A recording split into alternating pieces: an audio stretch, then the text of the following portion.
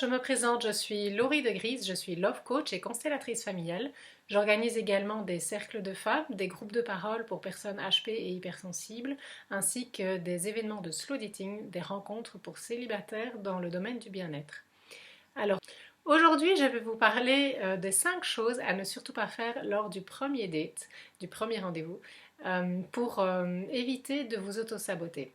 Alors, qu'est-ce qui est considéré comme de l'autosabotage? Par exemple, si vous parlez pendant tout le premier rendez-vous de vos ex. Évidemment, à un moment donné, ça peut venir dans la conversation, quelle a été ta plus longue relation et tout ça, mais surtout, ne parlez pas tout le rendez-vous de vos ex, de ce qu'ils vous ont fait, de ce que vous aimiez, ce que vous n'aimiez pas. Enfin voilà, vous aurez bien le temps de parler de vos histoires passées après, quand vous serez en couple. Donc, première chose à ne surtout pas faire. Deuxième chose, ne vous apitoyez pas sur votre sort de célibataire ou de solitude ou tous les problèmes que vous avez au boulot pour l'instant avec votre boss, votre meilleur ami ou votre famille. Vous pouvez un petit peu dire voilà, il y a des choses qui vont pas en ce moment, mais surtout ne passez pas tout votre date à parler de tout ce qui ne va pas dans votre vie. Ça, c'est juste une séance de psy et votre date n'est pas du tout votre thérapeute.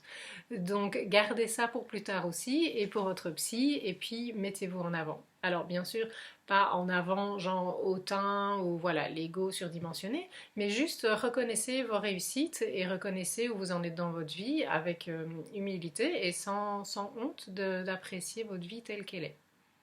Troisième astuce, évitez de regarder la serveuse ou le serveur ou la personne derrière qui est peut-être ultra mignonne et beaucoup plus beau que votre date.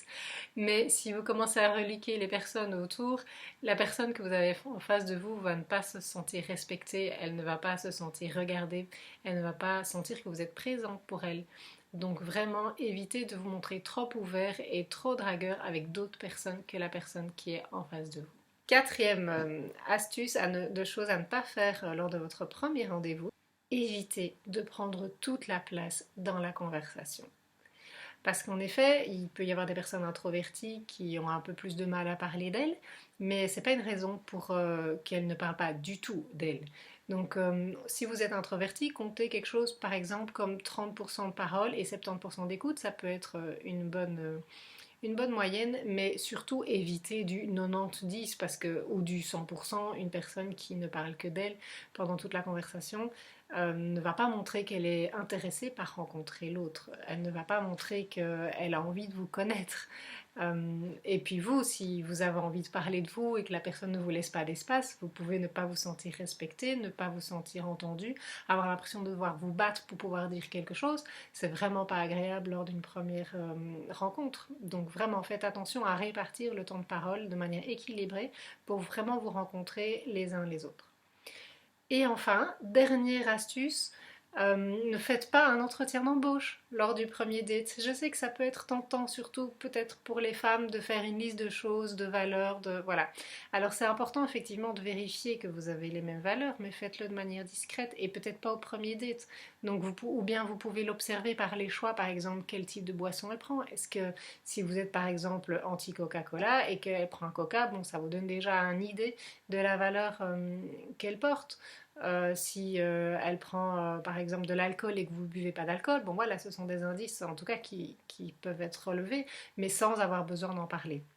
Et sans avoir besoin de faire une liste de questions, voilà, type entretien d'embauche. Évidemment, vous pouvez lancer ces questions de manière discrète dans la conversation, mais du moment que ça ne donne pas l'impression que vous avez votre liste et que vous suivez votre liste et que vous ne dérogez pas à votre liste. Si ça se met dans la conversation, c'est parfait. Mais ne venez pas avec une liste à respecter, sinon ça fait vraiment très très rigide et pas très humain.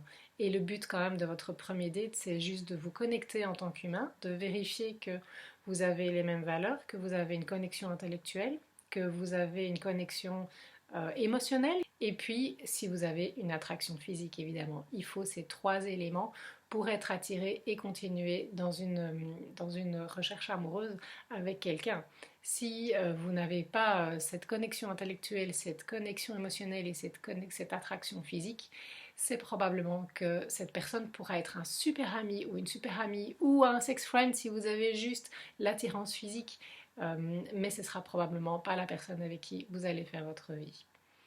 Voilà, n'hésitez pas à aller consulter mon blog qui est rempli d'articles pertinents sur le relationnel amoureux. Donc c'est blog étincelle-d'amour.net. Et n'hésitez pas à aller consulter aussi les événements sur le relationnel amoureux sur www.étincelle-d'amour.be. À bientôt!